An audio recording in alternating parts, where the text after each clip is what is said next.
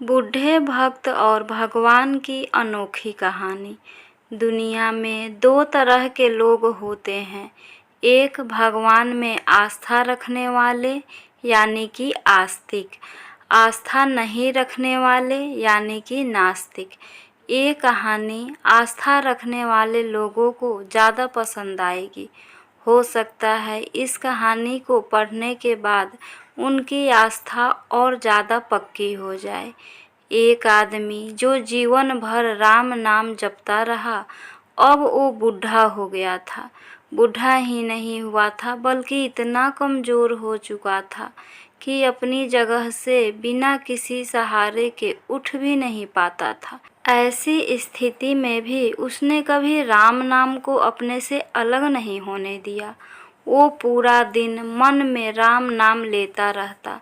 राम नाम की वजह से उसे अपनी तकलीफ़ों को सहन करने की शक्ति मिलती। बूढ़े हो चुके इस आदमी को दो बेटे थे जो उसे नित्य कर्म करने में मदद करता था। शुरू में वो बिना कहे खुद अपने बूढ़े बाप की सहायता कर दिया करते, फिर धीरे धीरे जब बाप खुद बुलाता तब जाते। लेकिन जैसे जैसे वक्त बीतता गया वो 2-3 बार पुकारने के बाद भी मुश्किल से आते और कभी कभी रात को ना भी आते। अब हालत ऐसी हो चली थी कि अक्सर बूढ़ा बिस्तर गंदा कर दिया करता और जब तक उसके बेटों से सहायता ना मिलती ऐसे ही गंदे बिस्तर में पड़ा रहता।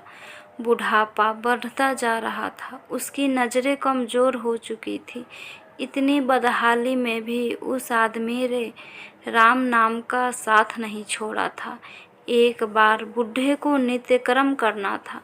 उसने आवाज़ लगाई और अगले ही पल किसी ने उसका हाथ बड़ी कोमलता से पकड़ा और उसे नित्य कर्म करवाकर उसके बिस्तर पर लिटा दिया। यह अब रोज़ाना होने लगा।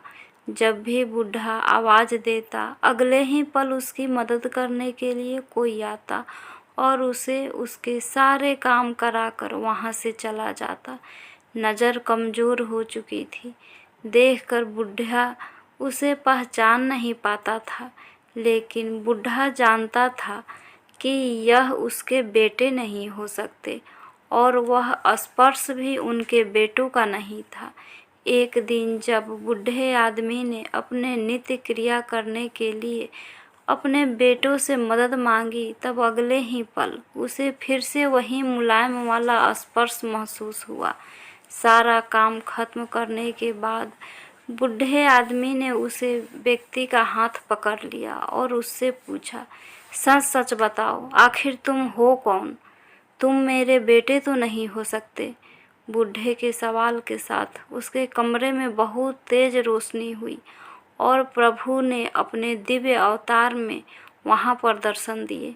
किसी भी वस्तु को बड़ी मुश्किल से देख पाता था, वही बूढ़ा भगवान के दिव्य रूप को स्पष्ट रूप से देखने में समर्थ हो गया। जिस भगवान का नाम वह पूरा जीवन लेता रहा, उसे अपने पास पाकर बूढ़ा उनके चरणों में गिर पड़ा और बोला, भगवान मैं धन्य हो गया जो आपने मुझे साक्षात दर्शन दिए। लेकिन भगवान मैं बहुत शर्मिंदा हूँ क्योंकि मैंने आपसे मेरे नित्य कर्म करवाए। भगवान ने कहा, मेरे लिए सारे काम एक जैसे हैं। अगर वह काम मुझे अपने भक्तों के लिए करना पड़े तो मुझे सभी कामों में खुशी मिलती है। बूढ़े ने हाथ जोड़ते हुए भगवान से कहा, लेकिन भगवान आप यह सब करने के बजाय मुझे मुक्त ही क्यों नहीं कर देते? क्या आपके दर्शन मात्र से मेरी मुक्ति संभव नहीं है? यह सब प्रारब्ध की वजह से है। तुम्हारा प्रारब्ध बहुत कठिन है। अगर मंद होता तो मेरे दर्शन मात्र से तुम मुक्त हो जाते। मैं चाहूँ तो तुम्हें अभी मुक्ति कर सकता हूँ, लेकिन फिर अगले जन्म में तुम्हें प्रारब्ध को भोगने के लिए आना पड़ेगा। इसलिए मैं तुम्हें खुद तुम्हारा प्रारब्ध काट कर मुक्त करवाने के लिए सहायता कर रहा हूँ। भगवान ने कहा। इतना बोलकर वह अंतर्ध्यान हो गए।